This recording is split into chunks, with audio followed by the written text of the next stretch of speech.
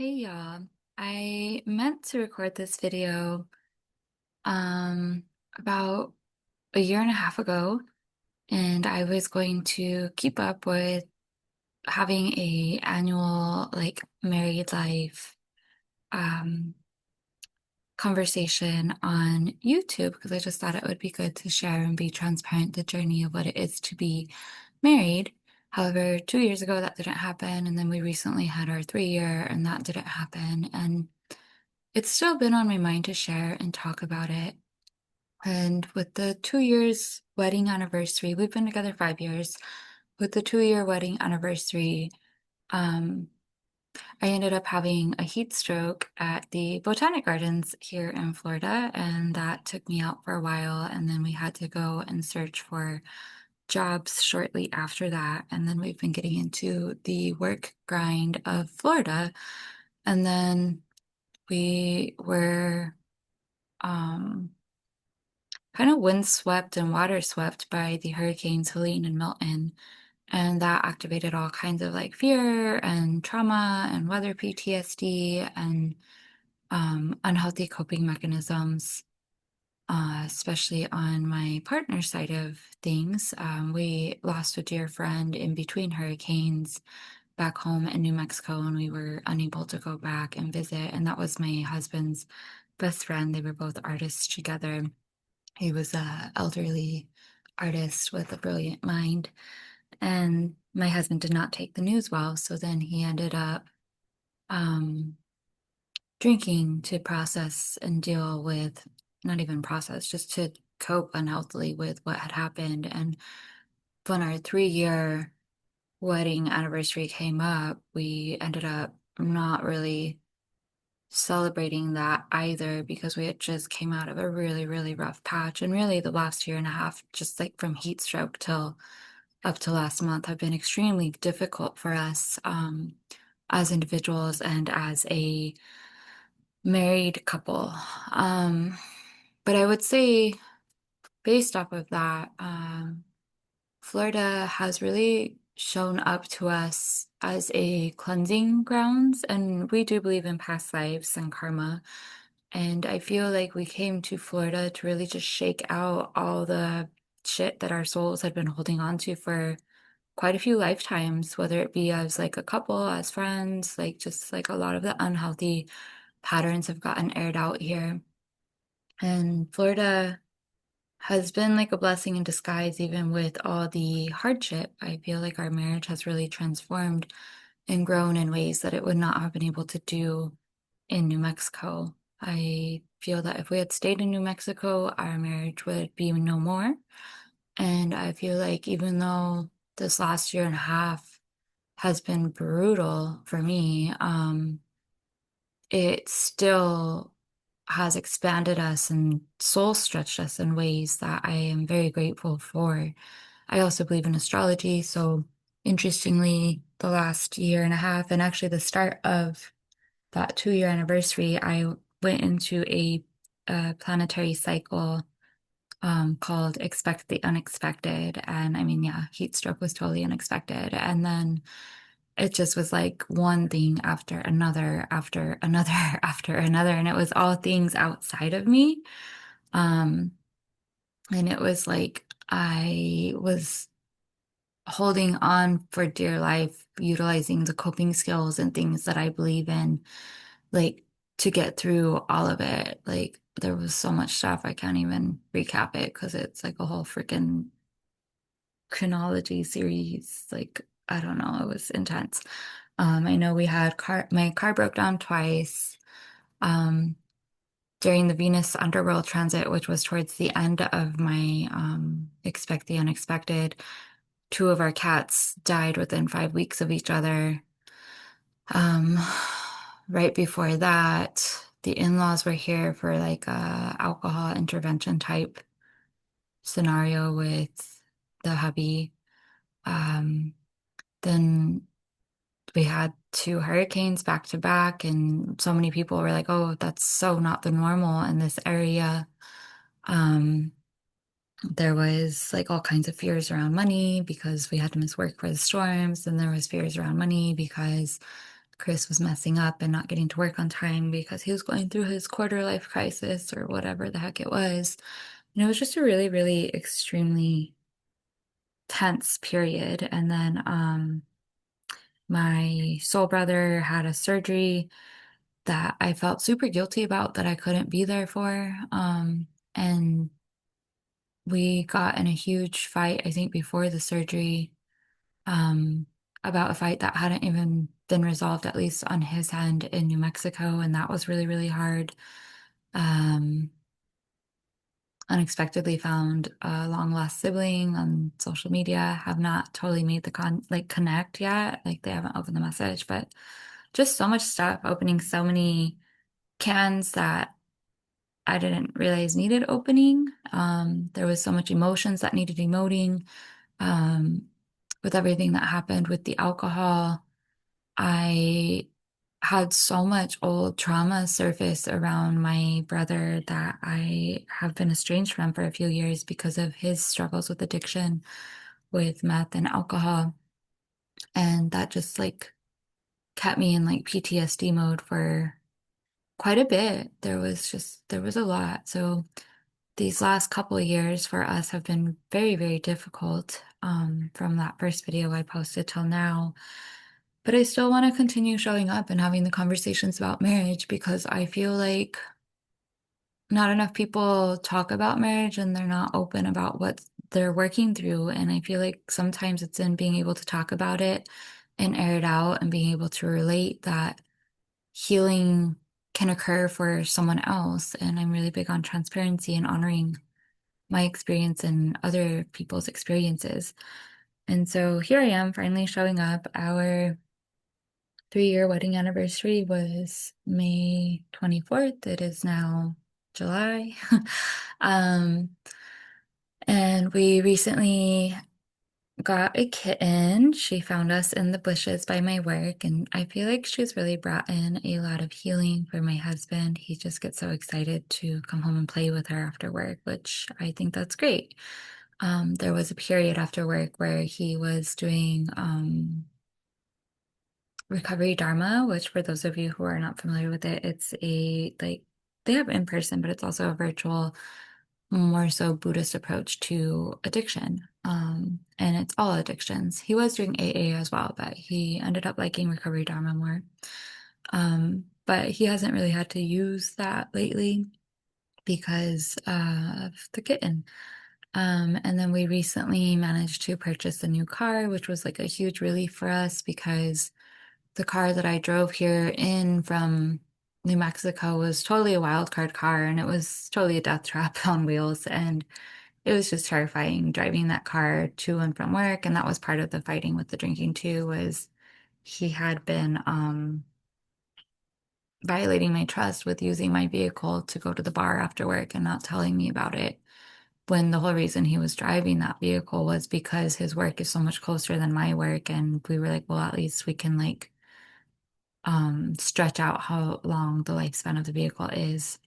So I was like, wow, you're like not only like endangering lives through drinking and driving, but it's also like even if you were okay to drive, like you would have gotten in trouble if the vehicle had broken down and someone ran into the back of you or something because alcohol could have been on you.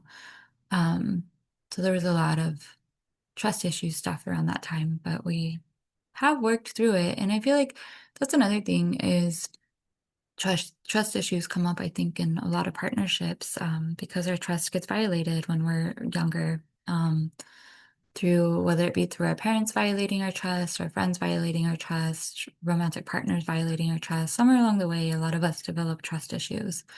And so that just really amplified a lot of trust issues, around money, around time, and all kinds of stuff. Uh, and so we've been doing spring cleaning and swamping, which, if you're not familiar with that and you just tuned into this channel simply for marriage, spring cleaning is like almost like a mental actualizing technique that I learned in a women's boot camp. And it just is so powerful to speak these things out loud in like a safe container and just basically have it witnessed by the universe or by who you're spring cleaning with and have it vacuumed out. And then it creates space so that the desires for like a healthy partnership, for example, can come through with more ease.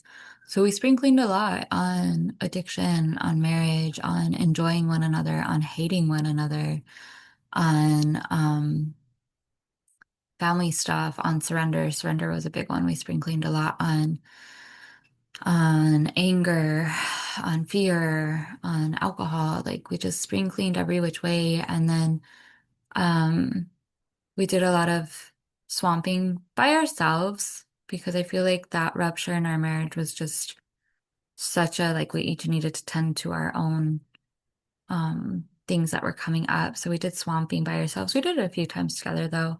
And swamping, for those of you that are just tuning in, is a dance technique. It's a somatic technique where you dance with intention to metabolize the emotions that your body is holding on to.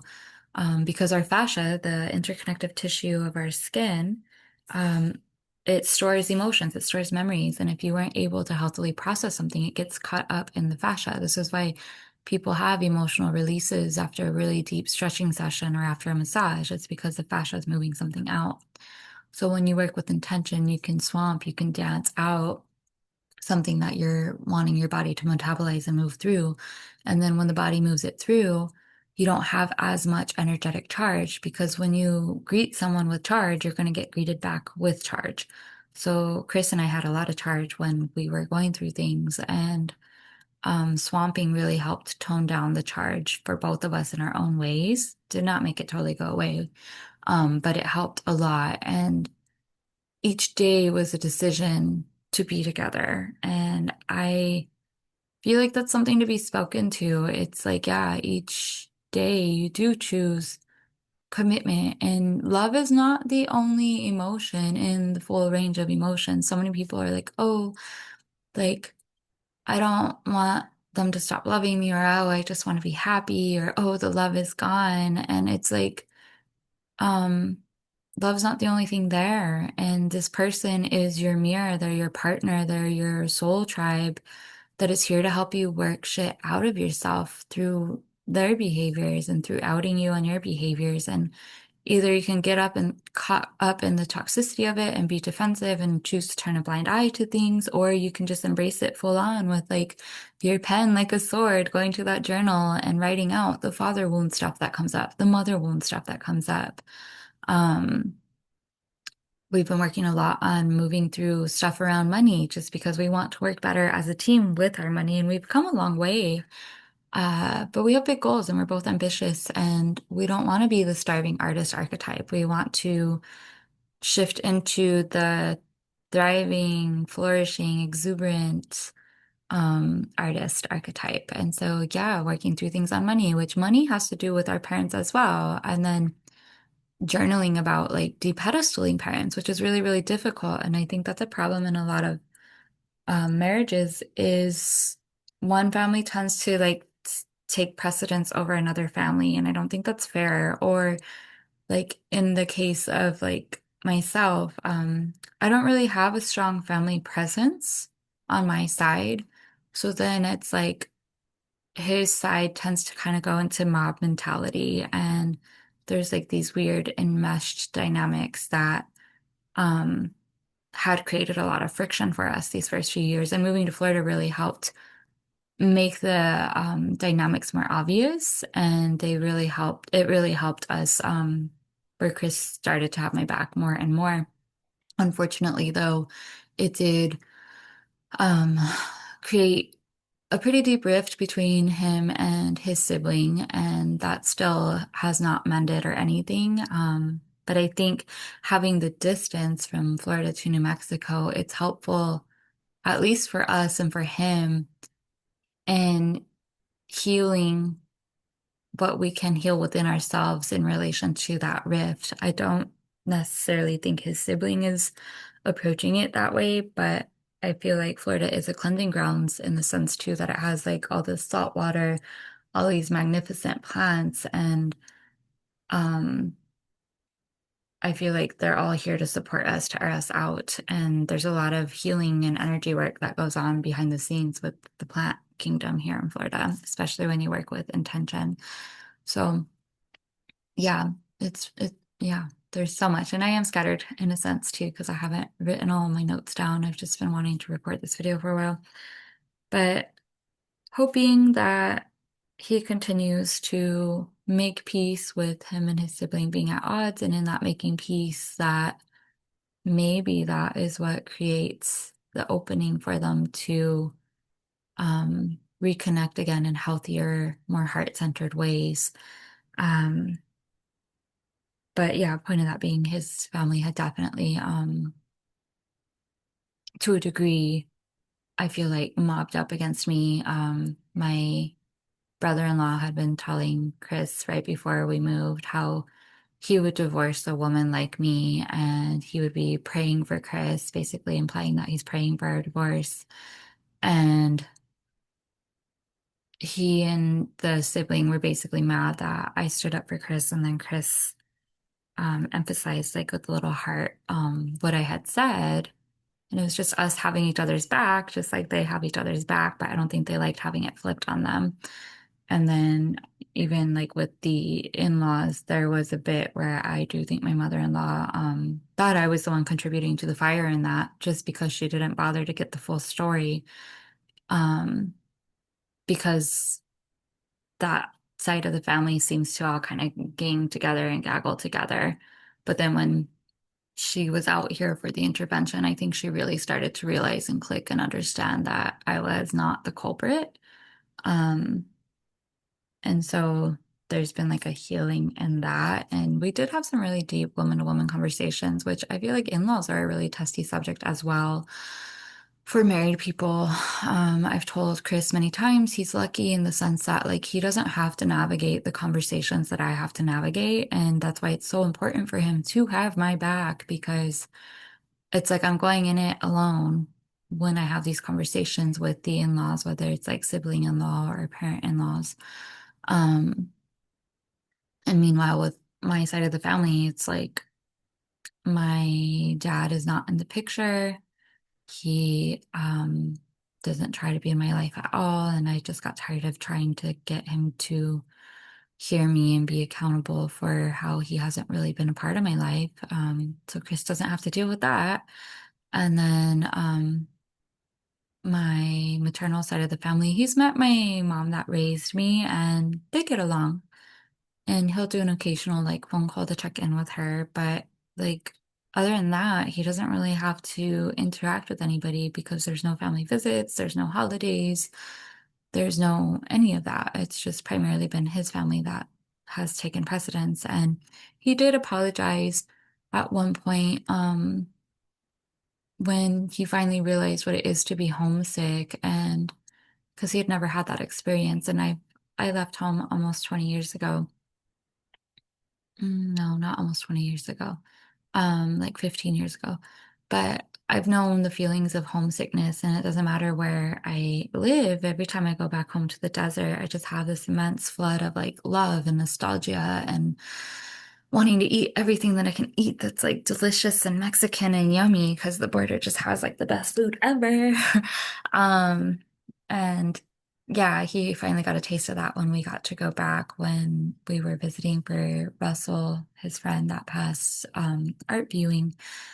And he finally realized like why I would get upset in the beginning about how like when we would visit Las Cruces, it's only 45 minutes from home, but there was no way for me to get home because we drove in his truck, and then he expected me to spend quality time with his family because it was the holidays and it's all about family and holidays to him. And then I would be like resentful because like I just wanted to go home and visit like my people, my tribe, like my homelands. And I felt obligated, especially as a woman, to make my husband happy. And so I would be bitter about that. And then it was like his family didn't really try to get to know me either. To a degree they did, but not really. So then like this anger and resentment had built. And it just was really healing for me to hear an apology from him when he was finally like, I'm sorry that I did not make more of an effort to make sure that you could visit back home when we were visiting Las Cruces. So it'll be nice whenever we get to visit back home. hopefully in January for at least like a week and a half or so. And then that way I can get El Paso time and he can get Las Cruces time. But yeah, it's like Florida has through all the soul stretching, all the heartache, all the like things oozing out, like not pleasant things either, like betrayal and bitterness and resentment. I feel like it's really helped lighten the heart. It's made it easier to forgive one another. I feel like we're getting better at taking space for ourselves and not taking it personal when someone needs to take space. It's gotten easier for me to cry out my feelings and have Chris not like scramble to fix things. Like he's starting to embrace more of that wild, messy feminine, which is emoting. And in the emoting is where the healing is. You don't got to pause it and fix it. You just simply got to let the person emote. And then once they're finished emoting, um, go on with whatever you guys are doing. And I feel like a lot of guys don't necessarily understand that when they go to try to fix things, when it comes to being in your feels, that it doesn't necessarily fix things. But then I think a lot of women don't understand, like, part of the reason they're getting aggravated when the guy is trying to fix things is maybe they're so out of touch with their feelings, they don't realize all they simply need to do is feel things out, dance shit out, journal shit out, make ugly sounds and stretch in weird ways, move shit out, get naked with the ground, move it out. That is the emoting, sitting with it, sleeping with it, crying with it, knowing that you're being conscious and present with it allows it to move through you. But when you try to fix, it's like, oh, detour or oh, distraction. And sometimes if you look at areas that have detours, there's like all this trash and clutter and cones, and it just looks really neglected and nasty. And like that's what happens to us internally if we try to fix and reroute away from a natural emotional flow. And so learning that in partnership, learning to take space for feelings, to honor that space for feelings. Um, and then now it's so nice. Like I have finally got back into therapy and we are focusing on the father wound and creativity and me embracing my ambitions while um not just putting everything on the shelf for my marriage. And I am really excited about this. And then Chris is in therapy. Um, I'm not sure fully what he's going to decide to focus on because they're still getting established, but nonetheless, we're both in therapy. And so many people are like, oh, you guys should do couples counseling and this and that. And I understand that it's well-meaning, but truly, I feel like with couples counseling, it's not going to do anything unless you each have a good grip on what you have going on internally. Because really, that's the root of whatever is going wrong in the partnership. Whatever, like you keep circling back to, it's something with the inner child, it's something with the inner teenager, it's something that needs self-soothing from you. And sometimes couples counseling can be really triggering because they don't acknowledge the individual parts, they acknowledge the couple, the unit as a whole. And I feel like that just can create more anger and resentment. Not saying that's the case with like all like couples therapists, but I definitely feel individual therapy is the route to start before ever going into couples therapy. And then finding podcasts and stuff that support you. We used to listen a lot to the Freeman's podcast. Haven't listened to it in a while, but learning about rupture and repair was really, really helpful. Or like if you're going through like a really difficult moment, or like I feel like for women, if you're really like standing your ground in a difficult way, like it's so hard for women to like feel safe and being seen as they take up space and speak up for themselves and stand up for themselves. Like they so many times are taught to feel ashamed for wanting more than the cards they've been given, right? And so creating a safe container with a partner that you trust to be heard. And so when we decided to switch, we did switch in the last, I don't know, 4 months, and it's made a huge difference. We switched from sleeping together in one room to sleeping in two rooms. And it's just been so nice because Chris gets to decorate his room in the way he wants, and then I get to have my stuff in the way I want. He likes having a high bed. I don't like having a high bed. Um, he likes to sleep late because he works nights, food industry. And so my plants were like not happy because the curtains would be closed. And now it's like my plants can get the sunlight they want and desire and deserve. He can get the sleep he needs. He was sleeping really like, well, drinking, he snored more, but then he was sleeping sporadically and up and down a lot.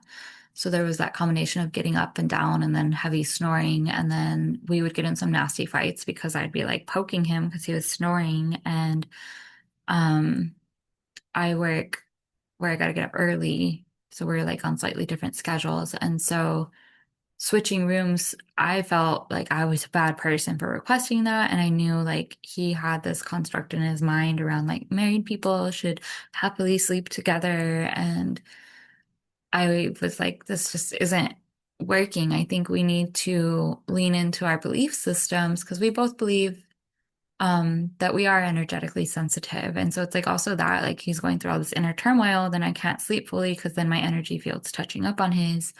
Um, and so I was like, we need to lean into our belief systems and get quality sleep in undisturbed energetic fields, where we can just fully relax and expand into being ourselves as we're in the astral. And we have a stick. We painted it all pretty. It's a talking stick. And I just laid the grounds for him. He tried to like set it up for a different time. But I was like, no, we need to have this conversation sooner than later because your parents are about to visit.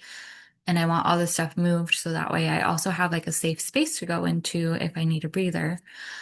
Um, and so yeah, we lit sage, we lit candles, we called in our guardian angels, our guides of the light to hold space for us so that we could get through that ceremony on something that I, as a woman, felt very passionate about that I know goes against like the patriarchal status quo. And I asserted myself and I asserted which room I wanted to be in. And he listened. We spring cleaned before we did it. He listened. And then we started the process to move things. And he definitely has been benefiting, and so have I. It was, I don't know, it probably took us like a week or two to get used to, but then we really enjoyed it. And now it's like we're both getting more quality sleep. Our moods are more stabilized. We both have our own space to like leave our messes around if we want to, or clean up if we want to. It's kind of fun to plan like day dates where we plan on tantric sex and can be like, okay, let's like go do tantra in your room and then we'll go out to eat. And like we make that conscious effort to connect. And speaking of sex, our sex life has not been like the most like chick flicky or romantic at all because obviously as we're going through shit we don't want to have sex with each other, but it's also like transformed in that like when we do enjoy like tantra, which tantra is like building intimacy before even having sex, so like we left eye gaze, we do breath work where we breathe into like the root chakra and then the sacral and then the solar and the heart and the throat and the third eye and the crown, and then we run it back down. We'll spring clean on our fears as we look at each other's, what is it, left eye. And then we'll spring clean on sex as we look at each other's left eye. And then we play like soothing music and body oils. And even though we're not having sex all the time, it's like when we have sex, it's quality time spent together, which both of us have quality time and touch as love languages. So it's just that much more impactful for us than if we were like boning all the time like rabbits, which I feel like our temperature has changed, our thermostat settings have changed over the years, and there's nothing wrong with us for not wanting to have sex all the time. And a lot of people would think us going into tantra, at least in our circles or shedding circles, is weird, but it's just been really healing for us. And like our sex life is not like the norm at all. Like we definitely do like somatic sounding and we do energy work and past life healing. And none of that looks sexy. It's not like some guy boning this girl like porn star style at all. Sometimes it's like no penetration. Other times it's just like in the penetration, these deep tears come out of me and I start crying. And it's unique to us and it's healing for us. And we've been enjoying exploring that because I feel like we couldn't explore that as easily when we were in New Mexico because we were just caught up in the cycles and attachments of like trying to people please and having unexpected visitors and this and that. Whereas like now it's like we've shed so many friendships and had so many friendship breakups and gone through so much soul shaking and stretching out here that we've really started to lean into savoring the time, the hours together that we get to have in Tantra with like the candles lit and the curtains closed, just blocking out the world. And it's been really, really healing. I don't think we could do it all the time like that because it does require energy to set up a container. Um, but yeah, it's been fun to explore that. And then it's been interesting too because I feel like our marriage is evolving and it is revolutionary. Um, in that like Chris really, even though he has his patriarchal programs to shed and deconstruct, I imagine it's really hard to do that as a man, shedding and deconstructing in the man-made patriarchal systems that enslave women. I have to give him grace as I remember that, but he is shedding, he is deconstructing, and it's cool. And then it's like I have been participating in a full moon, new moon group virtually with some other sister goddesses, where the sister goddess that leads the group, it's called Caress, and it's basically where you get to be in communion with your clitoris, with your body, with other women, and you turn the cameras off if you want to, and you just basically like create safety in your body around sensuality and your sexuality, and there is no pressure to orgasm. It's more so like mindfulness and presence as you massage your thighs, as you massage your breasts, as you stroke your clitoris. And then it's really cool to like hear the other sister goddesses share what they experienced. And then as you're in it, you feel all this shame, all this guilt, all this grief lift off of you. And I feel like in letting go of so much around my sexuality, it's really made it easier to be more vulnerable, more intimate with Chris. It's also made it easier for me to not be angry at him for not performing in a way that I've always found enjoyable. Um, like in the beginning, when we first started seeing each other, he was um, taking a lot of kratom and it made him last a lot longer. And that stamina has over the years, once he quit taking kratom, ceased to exist. And so our sex life, like I would get frustrated because I'm like, what? You went from lasting like forever to like, I feel like I don't even want to have sex because it's not worth it. Because for a woman, I feel like it takes us so long to get naturally lubricated, to get turned on. And like, I'm like, I don't want to have all this buildup just for something that is quick. I want to have like connection and pulsating and thrusting and throbbing and like this nice sensual experience together. And that doesn't happen when the stamina is not there on his end. Which even that's been shifting because now he's starting to stabilize and regulate. And I feel like as I've shown up in these containers, I've really held space for myself with my inner masculine in making love with myself, in not pressuring myself to orgasm. And then it's like in doing so for myself, I don't have all this resentment and anger that I throw at him because he's not pleasing me. Instead, I'm like, cool, like you can last how long you're able to last. And then my cup's already full from the caress session and everybody wins, you know?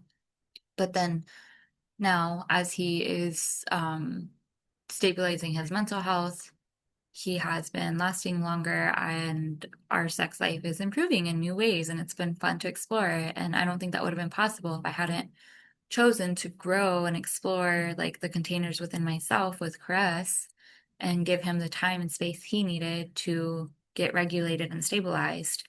And so it's just like, yeah, every day, every week, we've just been choosing one another. And it's like, there's so much energy and effort that would go into like walking away from one another that it's just, I don't feel like that's worth it either. I feel like it's easier to just, not easier, it's more worth it to hike the trail of marriage together and then stick it out and let one another's strong suits carry the other one and vice versa.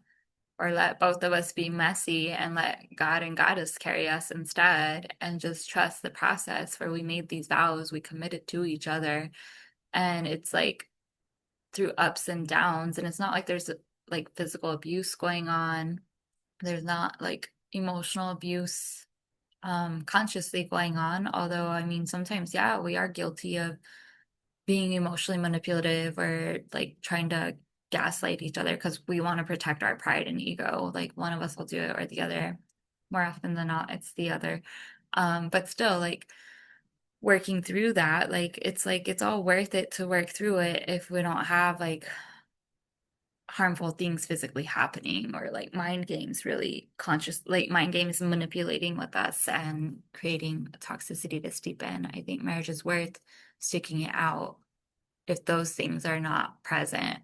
And I think marriage is worth sticking it out because I've learned and grown so much through the mirror that Chris is. And I know I mirror his parents back to him as well. And so we wouldn't have this kind of learning if we were single. We wouldn't have this kind of learning necessarily in another partnership because each soul has their own signature, their own imprint. And that is part of the magic and the medicine of the union. And I don't know, I feel like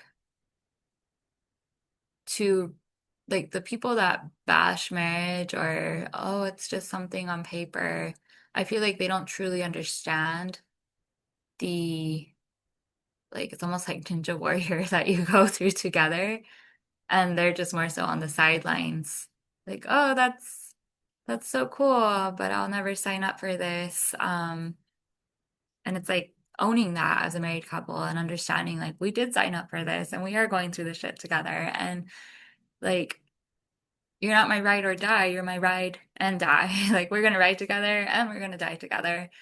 And then we'll be up in the cosmos together, like, do we want to do that again? Maybe not. Let's be something else, or I'll see you in a few lives, or like, um, yeah, I don't know.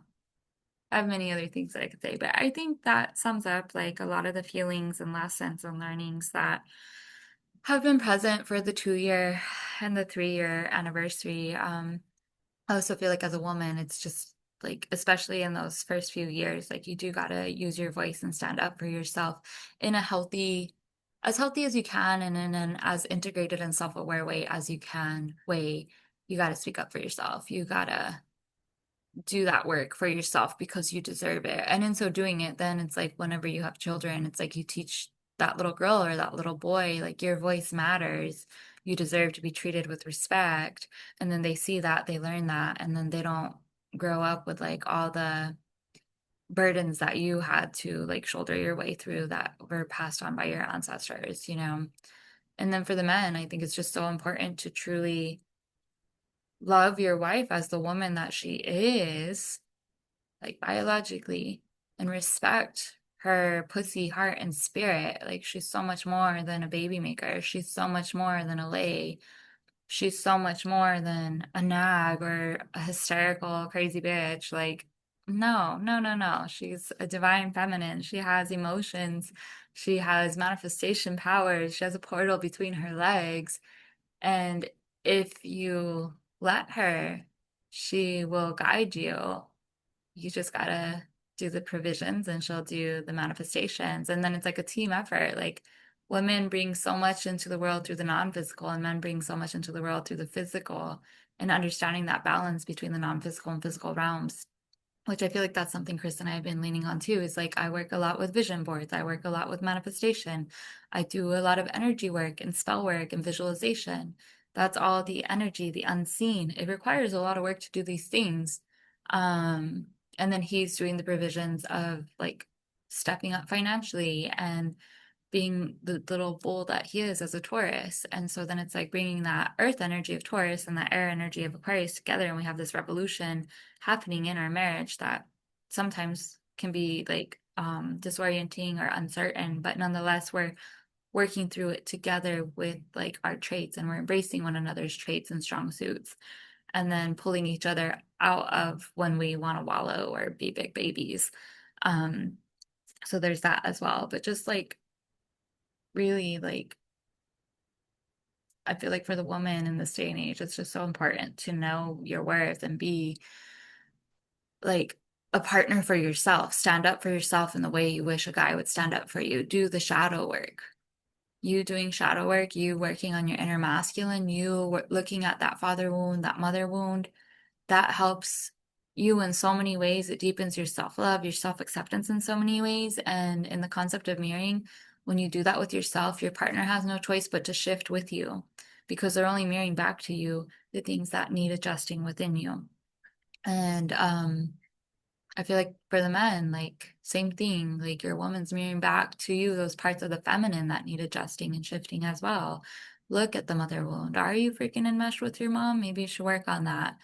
Look at your relationship with creativity and rest and sensuality, manifestation. Your wife, your husband, your partner, they are your greatest teacher. And I feel like the first several years are the hardest because it's like you're taking the prereqs of marriage and then you get into like the actual like meat of marriage, the core classes of marriage before you get to graduate and leave Earth School and go to wherever you go next. Anywho, that is all. I hope you have a great day or evening wherever you are. Thank you for watching. And if you are married and watching this, just take what resonates and leave the rest and know that you're not in it alone. So many beings like angels and dragons are with you, working with you. All you got to do is ask for help. And there's so many other married people trekking through this journey with you as well, learning to play and not just check. Alrighty, be well. Bye.